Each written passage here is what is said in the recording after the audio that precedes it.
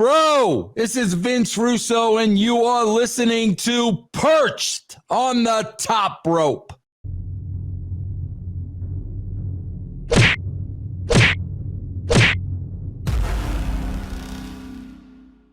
What's going on, fans? As you heard from that show opener today, we have Vince Russo, WWF Magazine writer, programming WCW, TNA, professional podcaster, and also writer and a singer. And we will get into the singing part in a little bit. And the most important thing, former WCW World Champion. I like to be referred to as the former WCW World Champion. Since you bring that up, that was actually going to be one of my questions. Yes. Sometimes fans get a little hectic about David Arquette becoming the WCW World Champion. Yes. But we never hear fans really heckle about Vince Russo being WCW World Heavyweight Champion. Is there any reason why you think that is? You know what, bro? That's a good question. That's pretty weird because both myself and David Arquette, we really won the titles on a fluke. David Arquette won the title in a tag match by pinning Eric Bischoff. I won the title by being drilled through a steel cage and practically killed. So like both of us won the title on a fluke. Both of us, let me add, the very next show wanted nothing to do with the title. We both made that crystal clear because both of us really didn't think we were going to win the title. So that's a good question, bro. I do not know. Speaking of David Arquette, you were in his documentary. How did you feel that came out? Bro, I got to be honest with you, Lee, and I swear I don't want to sound like a dick. Lee, I hate wrestling, and when I have free time, I don't watch anything wrestling. And even though I know David came to Colorado and he filmed some stuff with me for the documentary. Bro, I don't even know if I'm in it or not because I did not see it. You know, I did find some interesting stuff about your early career, knowing you're from Long Island. I had lived on Long Island at one point. I now live in upstate New York. You ran a radio show. Local radio show in Freeport, New York. So actually it was West Babylon, New York. Oh, West Babylon. Okay. Yeah. So, speaking of that radio show, it was kind of like the start of Vince Russo with wrestling. So on that radio show on Sunday nights, what did you talk about on the programs? Yeah, Lee, I got to be honest with you, bro. Again, it's Lee, I never one single day in my solitary life had a dream of working in the wrestling business ever. That's not what I wanted to do. What I wanted to do was be on radio. Mm-hmm. When I did that show in West Babylon, I loved it. I loved the idea of radio. I fell in love with radio. Then about, I discovered Howard Stern in 1983. That's when I discovered Stern on the island. Bro, that's what I wanted to do. Like that, to this day, I want a radio gig. If anybody's out there listening, to this day, that's why podcasting is so great for me, because this is what I've always wanted to do. I got into the wrestling business, Lee, because I needed a job. Mm-hmm. I thought wrestling might be fun. Like, that's why I got into the business. Bro, those were never my dreams or aspirations ever. The Vince Russo brand, very, very awesome. Fans, there's a lot of shows that you have a part of the Vince Russo brand that's on the Realm Network, that you can find on your YouTube, and that you can find on the website. Working with guys like Justin Credible, Big Vito, Taylor Hendricks, Stevie Ray, the franchise, Shane Douglas. There's so many people and so many different shows. So did you purposely, I do want to add the great Ben Hameen and Stevie Richards, but I'm glad that you purposely left out the Disco Inferno, because that would probably keep people from subscribing. So thank you for leaving that out, Lee. Thank you very much. Well, I wasn't finished because the thing, Stevie Ray and or Stevie Richards and Ben Hameen, famously known for the $5 face slap. Yes. I have been part of that as he's wrestled locally around here in New York. Yes. They have the Horseman Conspiracy show. Right. They do the Raw and SmackDown reviews. How fun is it for you to have such a great group of people? Bro, I love these people. Listen, man, these people were hand selected. They're not on there by choice. Lee, one of the reasons I really got into podcasting, I got into podcasting for two reasons. Like I said to you, I love radio. That's number one. Number two, Lee, being around the wrestling business and being a part of it for so long, bro, I know how difficult it is for a lot of wrestlers once their in-ring is over. And I know how difficult it is for some of them to earn income or pay the bills, whatnot. The whole reason I wanted to start a podcasting network was to do just this. Let these guys and gals be themselves, no pressure. You got your own podcast. You could talk about whatever you want. You could get paid for it, no politics. And, gosh, bro, I must have now, I probably have about 15 wrestlers on the network. I've got 2 other shows coming. I just, they're close to being done. And this was exactly the model getting into this. You have a new show called I Finally Got Around To.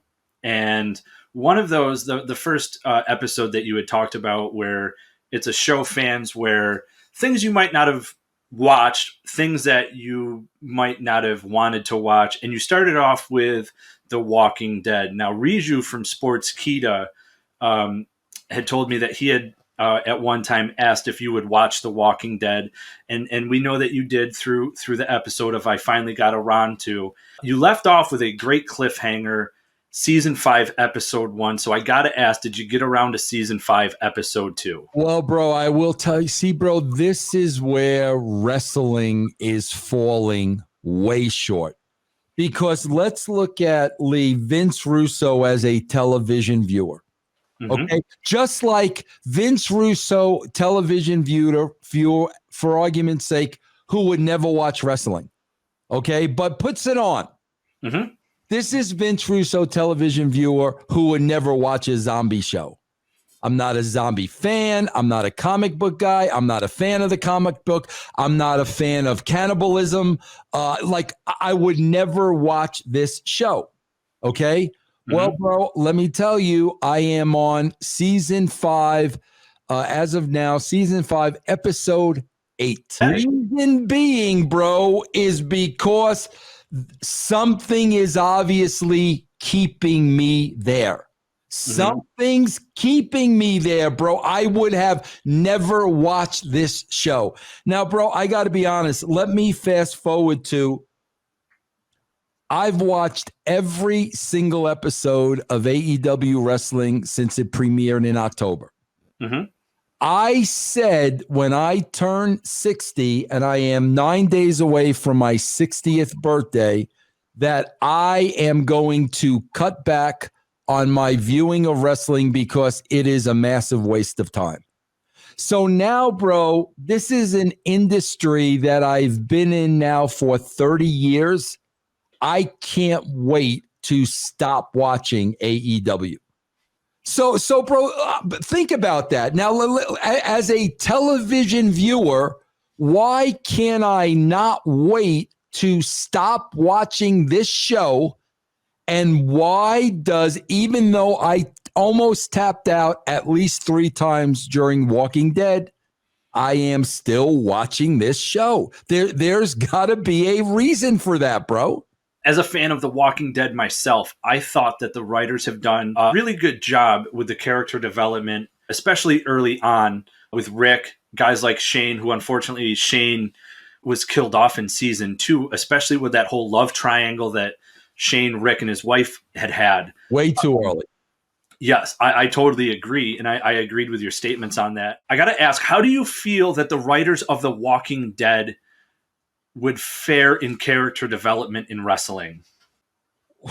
Well, bro, it's a little weird because there's a lot of comparisons, bro, with The Walking Dead and Lost.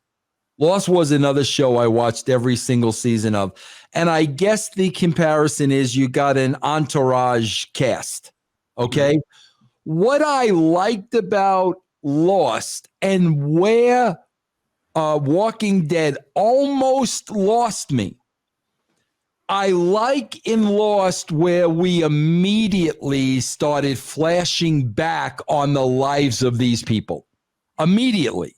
So all these guys, this plane crashes, everybody's on an island. We don't know what the hell's going on. But then we immediately start getting into flashbacks of who these people are.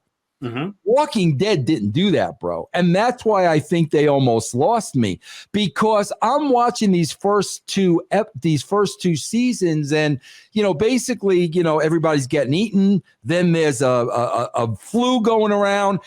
It's not until season 4, bro, when the characters start pairing off, when you now start learning about the characters, which to me, those have been the best episodes of the show. I think, bro, can I tell you something? You could take a writer of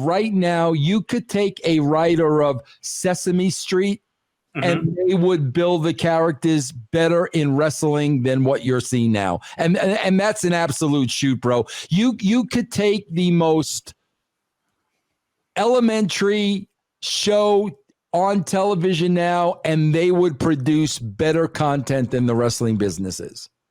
Okay. That kind of follows into my next question. The WWE Performance Center was, I don't know if they are because of the pandemic or anything, but they were holding classes for character development, promos, and things like that. Do you think any of that has helped any of the character development to the current roster? Not what I've seen on TV, bro. Nobody acts like wrestlers but wrestlers. Yeah. Nobody talks like wrestlers but wrestlers. And I'm going to go back to a normal person watching a wrestling show. Just like I'm a television viewer now. I'm not in the freaking wrestling business. Here's a perfect example. I'll give you a perfect example. I'm a normal guy. I got my remote in my hand, blah, blah, blah. Last night I come across this wrestling show. Okay, I'm not a wrestling fan. Let me see what this is. First thing I see is a guy on his knees with his hands by his side, allowing himself to get kicked in the chest 5 straight times. So as a regular television viewer, I'm watching this and I'm like, who would do that? Like who would not try to defend themselves and just get kicked in the chest 5 times? Bro, goodbye. That is unrealistic. That is ridiculous. That is stupid. That is silly. Goodbye. I am no longer going to be watching this show. That's what I'm talking about, bro. They're catering to an audience that they already have. And if you are not in that niche wrestling audience slice of the pie, you're never going to become a viewer of today's wrestling product, ever. There's not much explanation to, the character development and everything. And one of the things that I found interesting was you did an interview where you refer to video games and the wrestlers themselves, that video games have not helped wrestlers in their character development because they play the wrestling video games and they think move set, but they don't think character development. Yep. How, Lee, let me tell you what that is exactly. Let me break it down for you, because nobody knows how to break any of this stuff down. Let me break it down to you, because you seem like a very intelligent guy. Everything I say is logical. Yep. Everything I say is logical.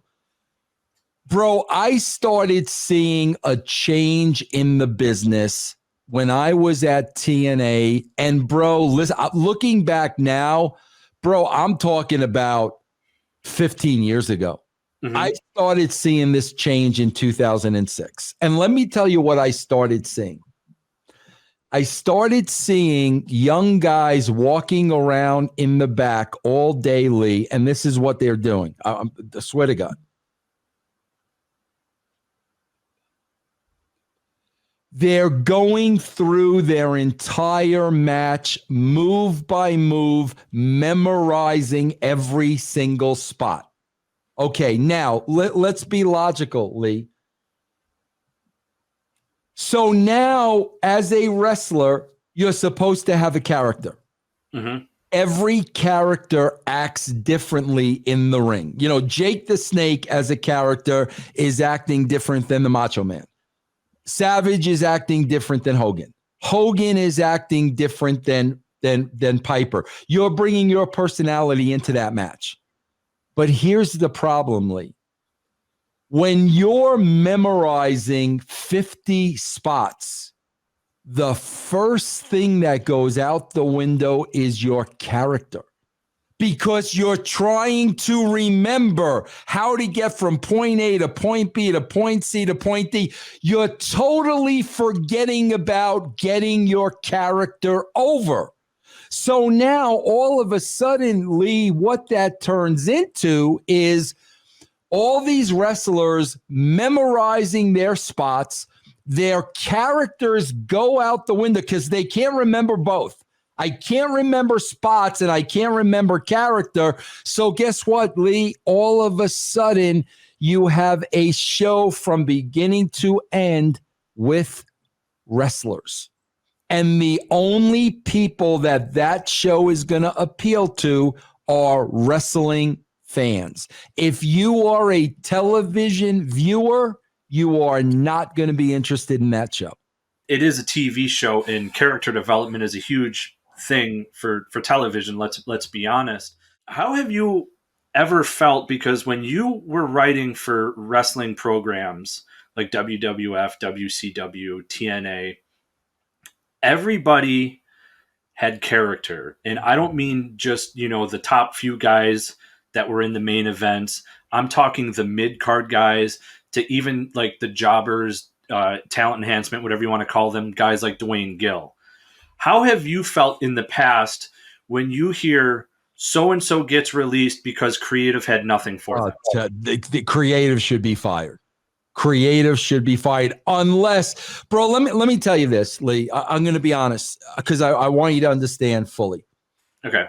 When I worked at the WWF, okay, see, a lot of people, they would like to say, oh, bro, my success was Vince McMahon was my filter, and the WWE is the only place I was successful because of Vince McMahon. Well, okay, bro, first of all, when I was at TNA, we did 2 million people were watching the show. So I don't consider that a failure.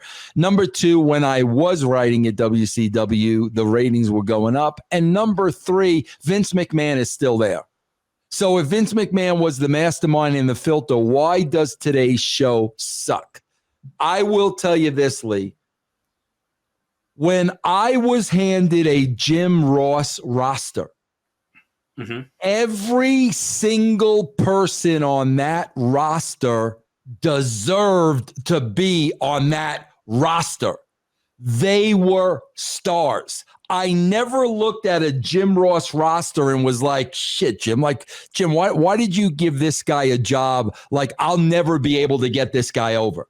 When Jim Ross signed somebody, Jim Ross signed a pro.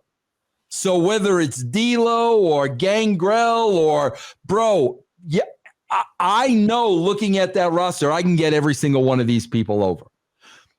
Bro, when I went to TNA and Dixie Carter, and bro, kind of there was the friend connection. There was a Scott D'Amore Canada connection, and I would tell Dixie flat out, looking at this roster, Dixie, There are 30% of the wrestlers on this roster that have no reason being on this roster, and I will never be able to get them over. And the reason I won't be able to get them over is because they're not stars and they don't have the it factor. It's like, Lee, you talk about Vince Russo singing, okay? Bro, yeah. Vince Russo is not going to be headlining Madison Square Garden because when it comes to being a singer, I don't have the it factor. All of a sudden on TNA, you had a portion of the roster of guys, you know, and gals that wanted to be wrestlers and somehow, some way found themselves on a wrestling show. And I would tell Dixie, you're never going to get these people over. They're not stars. I didn't say that with one person at the WWE. When I look at AEW today, bro, that 30% has now doubled. That 30% is now 60%. And that had a lot to do. And bro, of course, AEW is built on the buddy system. I mean, that's what AEW is. Everybody and their brother getting their friends and their buddies a payday and taking Tony Khan's money. I mean, bro, billionaire or no billionaire, literally, bro, they're putting their hand in this guy's pocket and robbing him. That is why on every AEW show, bro, in a 2-hour span, you see 80 people. You see 80 people because every time somebody appears on the show, they're getting paid. You can do that AEW show, bro, with a fourth of the people that are on that show. So my point is, bro, if you've got the right talent relations guy with no getting your friends hired or doing anybody favors. No, bro, this is our team. That's how JR was. JR was like, I'm the general manager. This is my team. If this were my money, this is the team. JR wasn't doing anybody favors. JR wasn't hiring friends. So now I know when JR is giving me this roster, bro, if somebody doesn't get over, that's my fault. Because they do have the it factor, and JR did hire stars, and now it was my turn to get them over. If I would have ever said, I don't have anything for so-and-so, bro, you fire me. You don't fire the talent. Now, I'll tell you right now, if I was working for AEW, I would say exactly, bro, there are 50% of this roster I could never get over. Because I could only do so much, bro. But there comes a point where you've got to get yourself over. And I can't go out there and wrestle for you. I can't go out there and perform for you. I can give you directions. But if you can't go out and do that, bro, you're never going to get over. Earlier, you had brought up a name that I'm actually glad that you brought up. Gangrel. He did an interview with Hannibal TV where he basically says Vince McMahon came to him and told him to lose weight and to lose the teeth, his fangs, because he would never use the vampire gimmick. Gangrel credits you for getting the vampire gimmick into the WWF and part of the Brood, as he said that Vince McMahon told him he would never use it. So I got to ask, how did you get that character over Vince McMahon hearing that? And were you shocked at the success that the Brood had? Bro, here's one thing about Vince McMahon. Listen, bro, I started working with Vince. I actually think when I was working there, Vince McMahon turned 50, I think. So, bro, I did not know Vince until his 50s. Mm-hmm. But, bro, I can tell you this. The time that I worked with Vince McMahon, bro, and I will extend myself and say, like, this kind of goes for the whole McMahon family, but more Vince than anybody else. Bro, Vince McMahon is the uncoolest, unhippest person you'll ever meet in your life. So, of course, when a guy like Gangrel goes to him, he ain't going to get it, bro. He's not going to understand it. You think Vince McMahon has seen the Twilight series? Like, seriously, bro? So, bro, between Gangrel and Edge and Christian, bro, that's cool as shit. And their look was as cool as shit, and their dress was as cool as shit. Vince McMahon's never going to see that, bro. And he, like I said, man, to this day, I don't think I've ever met anybody more unhip than Vince McMahon. And bro, the fact of the matter is, if anybody, this should be the guy that's got his finger on the pulse of society and what's going on and what's in and what's out and what's hot and what's not. Bro, when it comes to coolness, bro, this guy, he doesn't have a clue.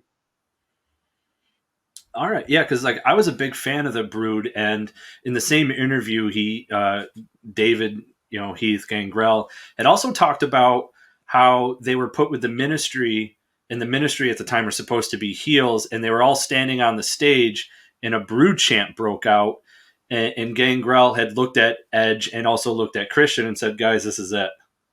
Do you think that the Brood could have lasted on their own? Because also Gangrel at the same time said that the Brood was literally just to help push Edge to the top. That's not true at all. Not at all. I could tell you that, bro. I was there for the inception of the Brood. Not at all. Now, bro, don't get me wrong. Somebody else could have told them that. You know, if a Pritchard told them that, if a Vince told them that, I don't know. But I am telling you from my perspective, I was writing the show. Me and Ed were writing the show. We were there for the inception of the Brood. That was not the case at all. Not at all, bro.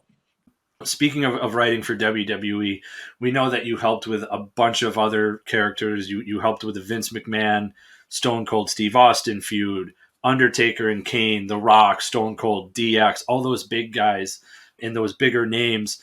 But I tended to focus on the mid card because something special happened along the way while you were, doing all the, WWF programming and things like that. Back in the day, fans used to pay big money just for a big event. And it's not just in professional wrestling. I'm also talking boxing and the MMA world. Now we see things a little different. If the undercard is crap, people won't pay just for the main event anymore. People won't pay, people will look at the mid card also. And you played a really big part in the mid card coming up and everything like that with the character development in the storylines and everything. Do you think that boxing and MMA from that perspective kind of saw what was going on in that essence and saw buy rates going down because of just one big main event? I don't know, bro. That's hard for me to say because I'm not a big boxing MMA guy. So like, I don't know the industry that well, but bro, like my mentality was, bro, we worked from pay-per-view to pay-per-view.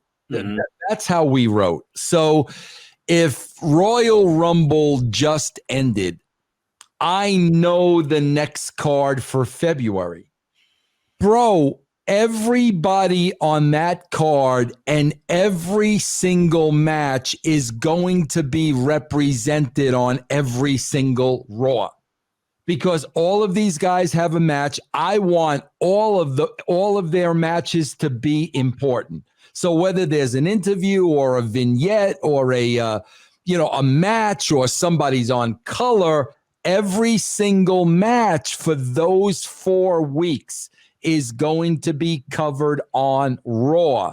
And that's why, bro, by the time you got to the pay-per-view, every single match meant something. Yeah, absolutely. And I myself, I'm a fan of boxing. I'm also a fan of MMA, and I've been one of those fans that if the undercard isn't there, I don't want to pay the $60 to watch the whole thing. And then, just because the main event's good. So like I've seen a shift in like the entertainment value in that aspect. And I thought that, when I go back and I watch early WWF like pay-per-views and stuff, you have the one big main event, and then, you do look at some undercards and you're kind of like, yeah, no, bro. And also, Lee, that's my respect for the talent. That's like, I know if I'm going to use him as an example again, because I love the guy. If D'Lo has a match, bro, I know how important personally that match is to D'Lo. So like, bro, I want to give D'Lo and I want to give that talent the same attention I'm going to give to an Austin, because I know how important. I know, D'Lo and whoever his opponent is, bro, they want that to be the main event. They're going to treat that match like it's the main event. And bro, I respect that. So I didn't want to give them any less of a story that I would give a top guy. I did watch an interview with JJ Dillon, and he told a story while you guys were working in WCW. Kind of, did a shoot on him a little bit from his office or whatever. And then he talks about being at an autograph signing with you, and you went up to him and apologized for, your actions and everything. Since that apology, how have your interactions with JJ been? I really haven't had any, but I know we're okay, because, bro, like what I did was bad, but I was also at a point in my life, bro, where like anything could have made me snap, and that made me snap. And I don't like to disrespect anybody, especially if they're a legend. And JJ Dillon is a legend. And I snapped. And that lived with me for a long, long, long time until I saw him again and was able to say, bro, I don't, literally fall to my knees. I am so sorry. No excuses. I was not in a good place, but I know we're cool, bro. Because to be honest with you, I haven't had many conversations with JJ, but the next convention I went to, JJ was there. JJ went out of his way to come over to me and say hello. And bro, that meant like the world to me, because when he did that, I'm like, bro, thank God, like everything is cool with JJ. Yeah, bro. Like, bro, listen, I've done things. I've done some things I regret, but I also believe, bro, the things I've done, I regretted. I think I've tried to make them right.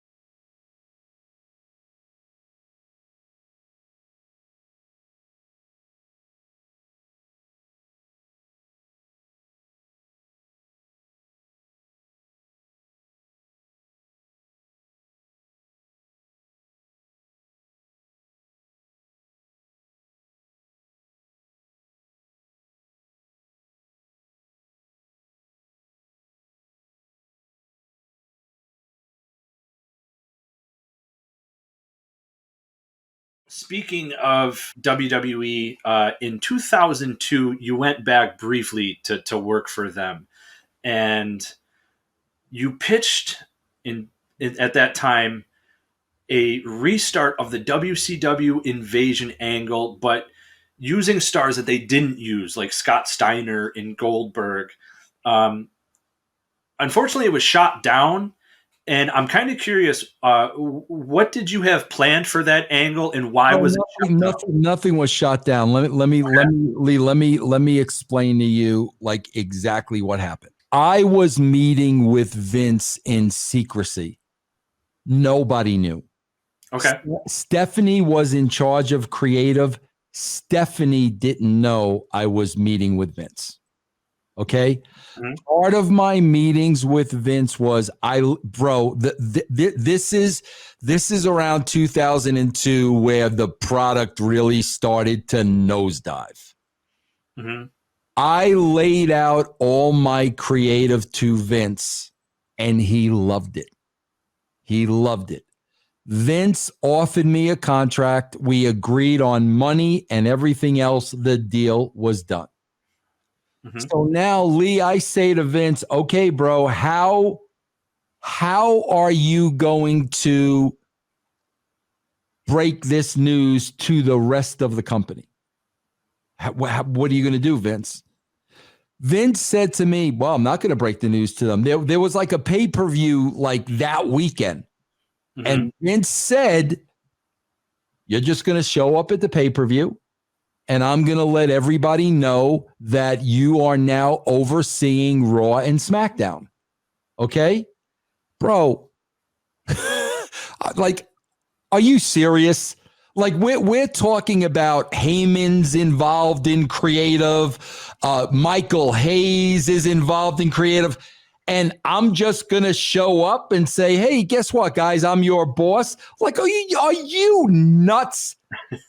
So I said, no, Vince, I'm not doing that. That's not the right way to do it. Mm-hmm. So Vince said, okay, creative is meeting tomorrow. I want you to stay overnight. I will bring you to the creative meeting and I will introduce you there. Okay? Mm-hmm. So I said, okay, that's fine. That's not a problem. So a couple of things now. That morning, I had breakfast with Shane McMahon, who was giddy that I was back in the company because they were doing nothing with Shane at the time. Shane was giddy. So now, bro, I'm meeting. Vince brings me to meet with the writers. Now, Lee, you've got to understand, this is 2002. When I left in 1999, there were two writers, me and Ed Ferrara. Mm-hmm. Vince brings me in a room of the writers. Bro, there's 12 people in that room. So immediately, like, my jaw hits the ground. And I was like, how the frig did you go from 2 people to 12? Like, the way it was not broken. So, bro, Vince brings me in that meeting and leaves. Now, you got to understand, bro, I'm not an idiot.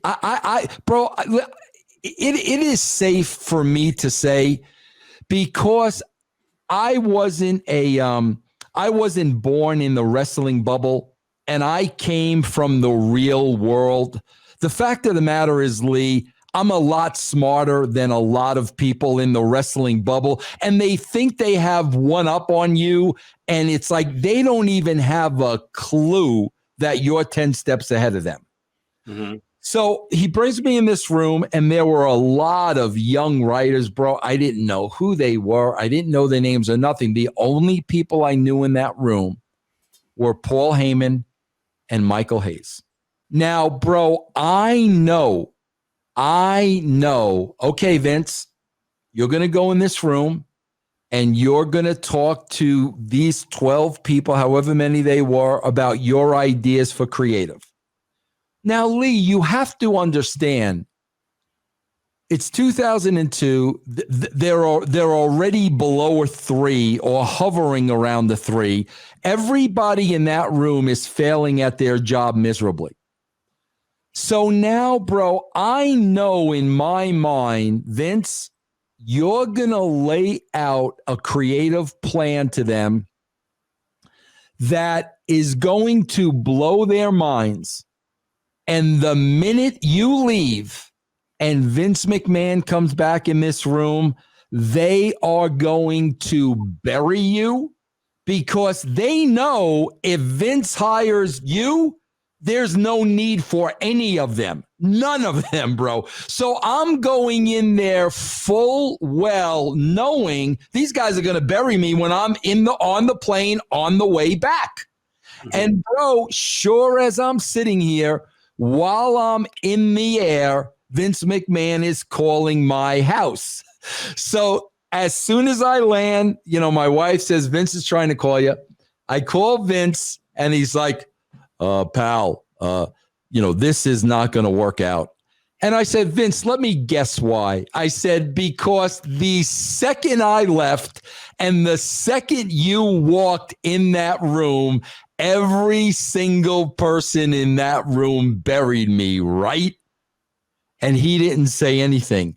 So, bro, what their main weapon was, they sold Vince on the fact that I hadn't been watching the product. Okay, bro. So I didn't know what was going on at the time.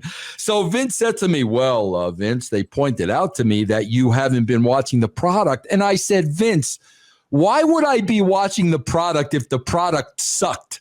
The reason I'm here is because the product sucked. So why would you expect me to waste my time watching a show that sucks? No, bro, I'm not watching the product. A lot of people aren't watching the product.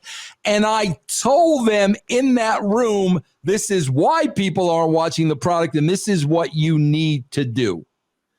And at that point, bro, like Vince knew I was right.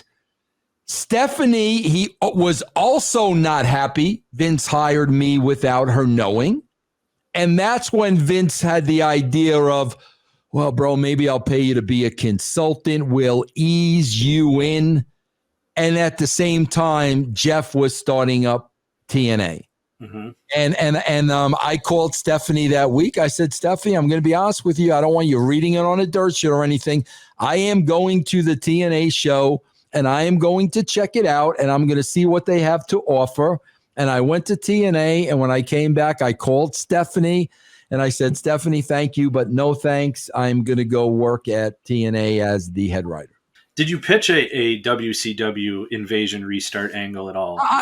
Bro, I don't remember specifically, but I'm sure I did. But, bro, it was the same idea I pitched to Vince that Vince popped for. Okay. Yeah, because believe it or not, the Invasion angle of 2001, as a fan, I wasn't really happy how it went. So I don't think anybody was, bro. I actually stopped watching for a little while. Speaking of TNA, while there, you got to work with AJ Styles, who was not only, towards the end part of WCW, but also, you got to manage him and stuff like that in 2004 in TNA. So when you worked with AJ, what was it like to work with him then? And what is it like to see him now in WWE, especially the way he's used? It's hard, bro, because I love AJ. On a personal level, I love AJ. Bro, I tell the story all the time to tell you what kind of a man AJ Styles is. Bro, me and my wife went to AJ's church in Gainesville, Florida with AJ and his wife, Wendy. And bro, I'll never forget this for as long as I live. Bro, you know the part of church where you got to shake the hand of your neighbor sitting next to you? Yeah. Bro, AJ Styles got up and shook every single hand that was in attendance. Oh, wow. And I was like, holy shit. That's who AJ Styles is. Bro, when I see them, in my opinion, maybe AJ even thinks differently than I do. I just see a cartoon character, on that show. I see them. I see them because I know how Vince and Bruce works. I see them mocking him. I see them looking at him as that Southern guy that's an absolute idiot, when the reality of it is AJ is far from an idiot. AJ is the one guy, bro, that had a very, very tough upbringing. a trailer park upbringing, always getting into fights, always getting into trouble. I mean, bro, there is so much there, but no, bro, they got to make him come out and make him look like an absolute joke. And that's my opinion, bro. AJ may love the way he's being booked. I don't know. I have not spoken to AJ in many, many years. I hate the way he's being booked. And speaking of TNA, you did an interview where you said you stole the tag team name, the Flying Elvises, that you used in TNA with Jimmy Yang, Sonny Siaki, and George Prasada. Speaking of that name, it was from Triple H and Shawn Michaels. Mm-hmm. So my question is how did this all happen? God, bro, I remember Triple H and Shawn Michaels pitching to me the Flying Elvises, and I thought it was freaking hysterical.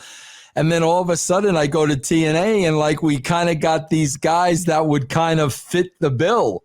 So I never claimed it as my own idea. I always thought it was a funny, hysterical idea from Hunter and Shawn, and I never forgot it. And that's when I went to TNA, when we had the opportunity to do it, I did it. In WCW on Nitro, there was an episode where Jushin Thunder Liger drops the IWGP Junior Heavyweight Championship to Juventud Guerrera, but then the same night regains the championship. New Japan Pro Wrestling didn't actually acknowledge the title change until 2007. When all that happened, was anything cleared with New Japan for that to happen? And what are your thoughts on why it wasn't recognized until 2007? Oh, well, bro, probably because, you've got a lot of people in the fake wrestling business who take it way too seriously. This is not real. Nobody is beating anybody else. This is all scripted. So a lot of people tend to take it way, way too seriously. Bro, when I was writing for Nitro, I didn't care about New Japan. I didn't care about Triple A. I didn't give a shit about any of those other promotions. I care about WCW and I care about Nitro. This is the show I'm writing. I'm not going to care what's happening in New Japan. I'm not a wrestling mark. I could care less. If their talent is on our show, then I am using them to benefit our show. I have the interest of our show in mind. So no, bro, I never got involved in any of that with New Japan. Never, bro, ever. One other thing I found it interesting was, you in the beginning you said, you brought up, hey, thanks for not bringing up Disco Inferno. We might have lost people there. It's kind of funny because he tells a story about being on a plane ride with you and that, getting to be part of, creative a little bit, thanking you for that. And he said that in this interview that people tended to have taken his joking side more seriously. But, he also says that, he was coming up with ideas because, sometimes, writers sat in a room and nothing would be said and he would make a joke. How was it, actually bringing Glenn into that? Well, the worst day in my life was sitting next to him on that plane. It's a day I will regret for the rest of my life, bro, because now we're looking at 22 years and I can't get rid of this guy. He's a pain in my neck. I do a show with him and I hate every second that I'm on the show. Bro, this is what I was just talking about. Bro, there are a lot of people in the business that take the business and themselves so freaking seriously. Lee, you said this very early on. Bro, it's a television show. I don't think those actors on The Walking Dead are taking their characters seriously, bro. So you have so many people that, Lee, I'm just going to say it, they're marks for themselves. It's comical. So when you got a guy like Disco Inferno that doesn't take himself seriously, that knows it's a television show, that doesn't politic. You never got to worry about this guy stabbing you in the back. Bro, for the time that you're with him, you can let your guard down. Mm-hmm. And you can laugh and you can have a good time. And bro, you need a person like that, because the majority of everybody else, they're just so freaking serious, bro. It's almost to the point of embarrassing.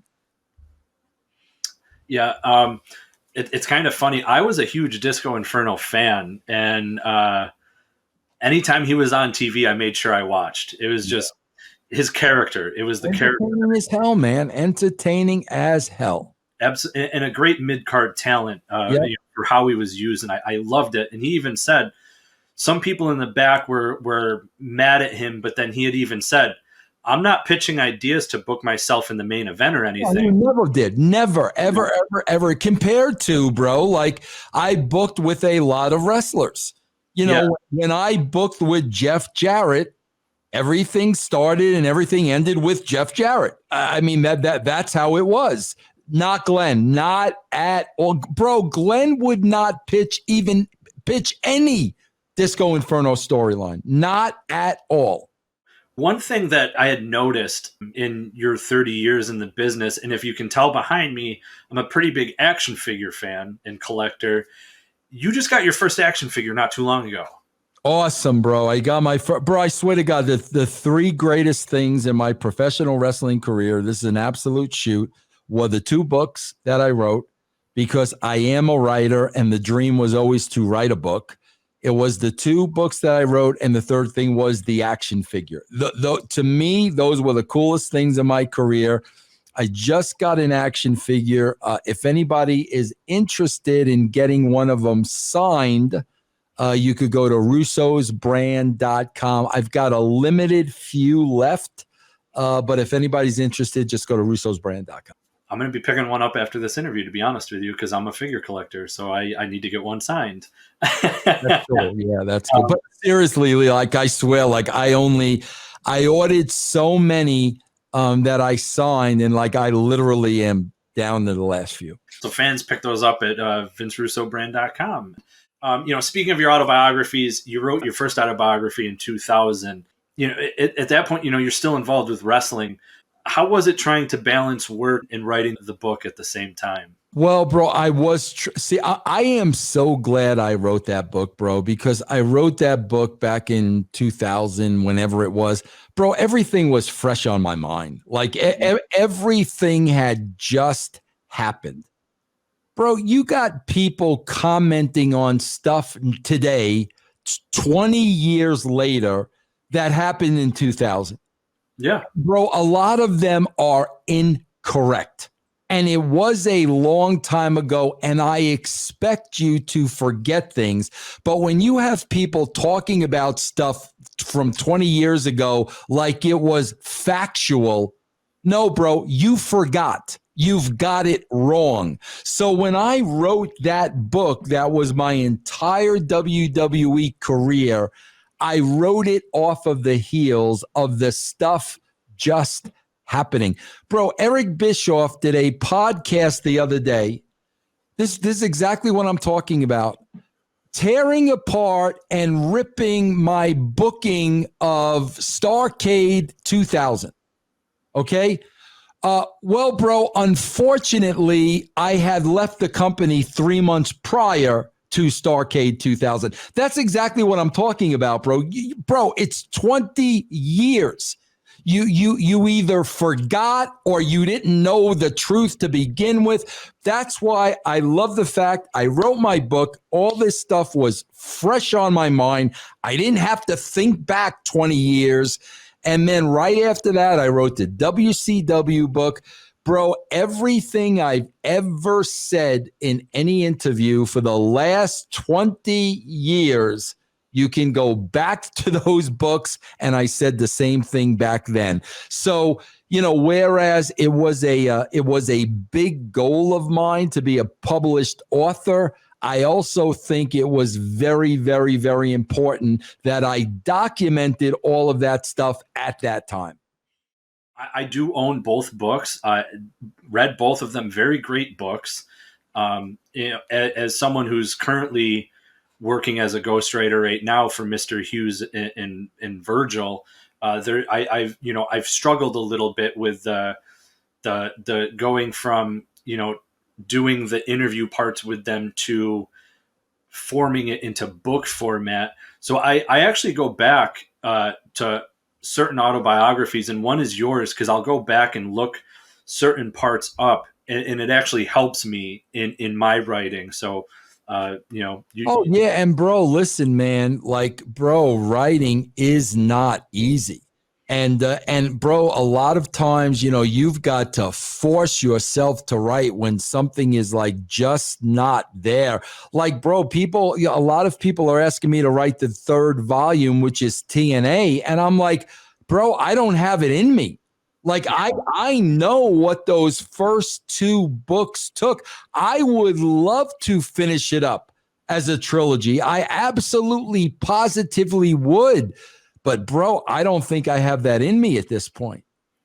Yeah, and it's not something that it happens overnight. I've been working on Mr. Hughes now for over a year. Virgil's is just, fresh and just started out a little bit.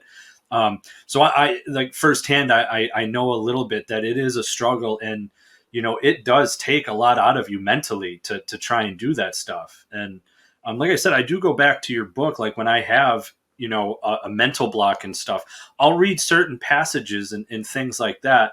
And one of my favorite parts that I do want to talk about was rope opera. WCW killed Vince Russo. The rope opera part came as part of a show that you had apparently had once pitched while working for WWF. So what was that show supposed to entitle?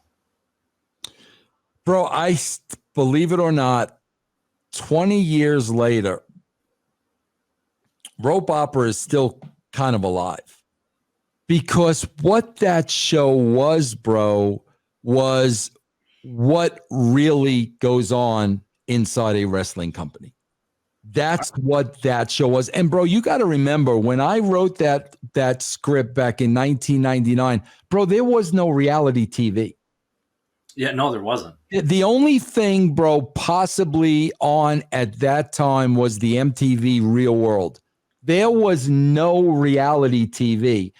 Bro, I guarantee you, if there was a docudrama today about what this wrestling business really looked like, bro, there is no doubt in my mind that it would possibly double the ratings of the actual wrestling shows. Absolutely no doubt in my mind. I still believe that today. Okay. And you are right. There really wasn't a lot of reality TV back then, besides the Real World and Road Rules on MTV. But CBS did a show exposing the secrets of professional wrestling, and this is 1998. So this is writing while you're writing. A lot of people had freaked out about that show because it was exposing the secrets of professional wrestling. What were your thoughts on the show at the time? God, I don't remember that, Lee. I don't remember that at all. I wish I did, but I don't remember that at all. So the show was on CBS, and it was a lot of professional. A couple of guys from ECW. Harley Race was on it, actually, and these guys were all in masks to hide who they were and everything, because they were apparently the rumor was, when all these wrestlers signed their contracts, they were signed under false pretenses of what the show is. So when they found out that the show was going to be exposing secrets of professional wrestling, they all wanted masks. But Harley Race, you could clearly tell from his mask who he was, from the side features, but the hair and the body structure of him. Yeah. But if you don't remember the show, that's fine. It just exposed, what really happened in a wrestling ring, sort of deal. Yeah, yeah. And it, Oh, and I would love to, bro. To me, see, that's why, like, even today, Lee, I can't stand watching these shows. And like I said, as a 60-year-old man, I'm embarrassed. I'm really embarrassed. But what I do like is the business of the business. yeah, Let's talk about what's really going on. Let's talk about COVID in wrestling. Let's talk about contracts. Let's talk about the power plays. I love all that stuff. The actual product, oy vey. So that's why I would love there to be a show that really deals with this is the wrestling industry, ladies and gentlemen. This is what it looks like. yeah, and I think sometimes we get like a glimpse of that, like with some of the WWE shows that they do on the network. But I think the route that you were going was almost ahead of its time, because now we see little snippets of like WWE 24. They show the wrestlers their whole day before a certain. That's why it didn't fly, because Fox paid me to write it. I wrote it for Fox. I gave them the final copy, the final script, and they read it and they said, "What is this?" And I said, "This is the wrestling business." And they said to me, "Oh, no, we don't want this. We want, two." This is literally what they said. "We want two guys in their underwear hitting each other over the head with chairs." And I said, "I'm not interested in writing that show. That's an embarrassment to my craft. That's an embarrassment to my industry. I'm not going to write a show that's going to make fun of how stupid wrestling really is. This is the show I want to write." And like literally that was the end of it, because I didn't want to write that show. Okay. All right. And you're out of, I wouldn't say you're out of wrestling. You're always part of wrestling in that sort of world. But you talked about how you always wanted to be on, everything, radio. 2015, I believe it was April 2015, as a matter of fact, Vince Russo brand comes to nature with the podcast. What made the decision to create the podcast? And then, as time went on, how did it come about to create all these other shows and everything? Yeah. Well, bro, we're going on 7 years now, really, at russosbrand.com, because I started in around, I think, May of 2014 with Pyro and Ballyhoo. And like I said, bro, I wanted to get back into radio, and podcasting is the next best thing. Mm-hmm. And I also wanted to try to find a way to generate income for people that were past their prime, couldn't work anymore. If there were some way I could hire them, they could do some shows, they could make a little bit of money, we could have fun. That was the environment I really wanted to create. And, now we're going to be going into, like 7 years, going strong, adding new shows all the time. And I love it, bro. Like, Lee, you hear when I'm honest about professional wrestling, what do you hear? "Oh, Vince is bitter because they won't hire him." Or, are you freaking kidding me? Like, I have my absolute dream job. I do shows with my friends. I have a very, very loyal following. The brand is phenomenal. I'm my own boss. No politics, no BS. Bro, at this point in my life, honestly, man, there isn't anything else I'd rather be doing. I love russosbrand.com. I love the supporters of it. I love the people I work with. And I just thank God every day for podcasting, man. I really do. Yeah. And it's really taken off. And, like we had said earlier, you have a bunch of great people around you, from the franchise, Shane Douglas, Stevie Ray, Taylor Hendricks, tons and tons of shows on the Russo brand, in creating it 7 years ago and everything. Now that, you're back in your favorite realm, especially on the Realm Network there, which is $3.95 a month. Fans, anything that you see on the Russo brand or, on the YouTube page, tons of more exclusive content on the Realm Network, which is great, and it's a very low price too. Mhm. So being, having created this, surrounding others around you, and you have a great support group. I gotta know, how did the singing part come about? Because Chantal Air has posted some of these on the Russo brand, and personally, to me, one of my favorite songs that you have done is Margaritaville. Margaritaville has been one of my favorites. Bro, when I put this microphone on, bro, listen, there are a lot of people podcasting out there. Bro, there are some real podcasts. Bro, there are a lot of podcasts that are full of shit. And people are so full of themselves and so pompous and so arrogant. Bro, when I'm on here, it's me.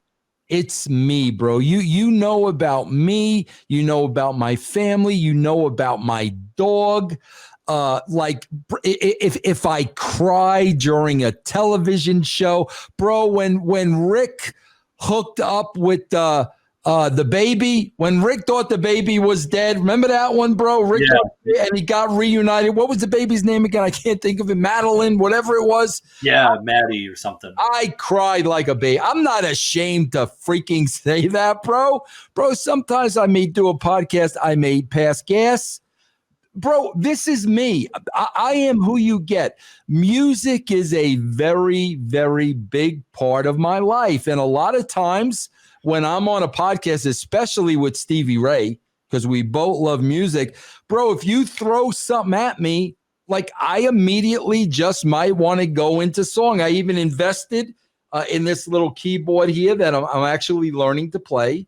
But bro, it's me. This is me, bro. This is my life. This is who I am. This is the guy my wife married. This is the guy that raised my kids, And bro, there's no, I have nothing to hide.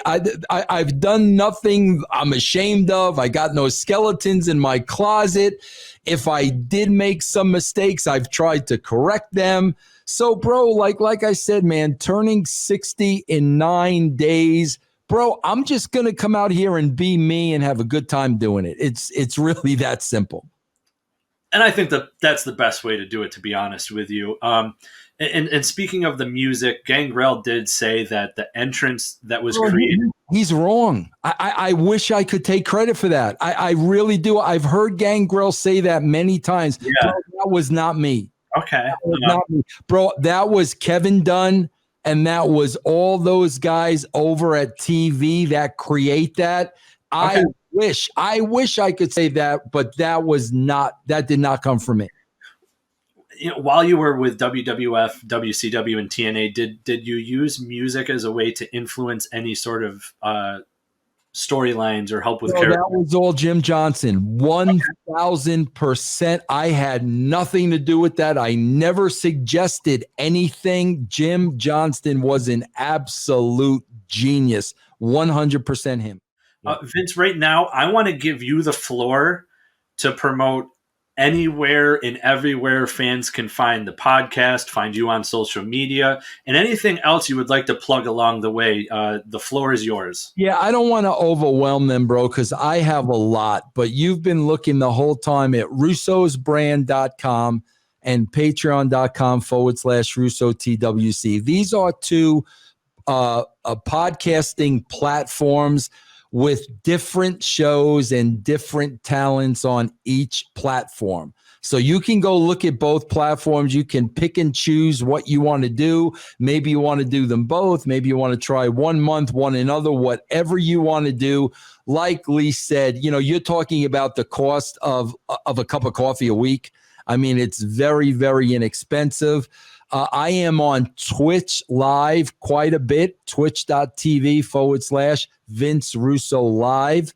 I've got a YouTube channel with a lot of free content, and my Twitter handle is @the_Vince_Russo. Awesome. And fans, I do want to make sure that you can also check out Vince Russo, part of sportskita.com. You can catch him Mondays and Tuesdays doing a Raw review with Dr. Chris Featherstone. I highly suggest checking that out. Also, it's really great. Vince, I want to thank you for taking the time out of your busy day to speak with me today. It's been very influential, and I had a great time. And I just want to thank you for coming on and speaking with me today. Oli, no problem, man. I really appreciate it. I enjoyed the interview, and thanks for having me on.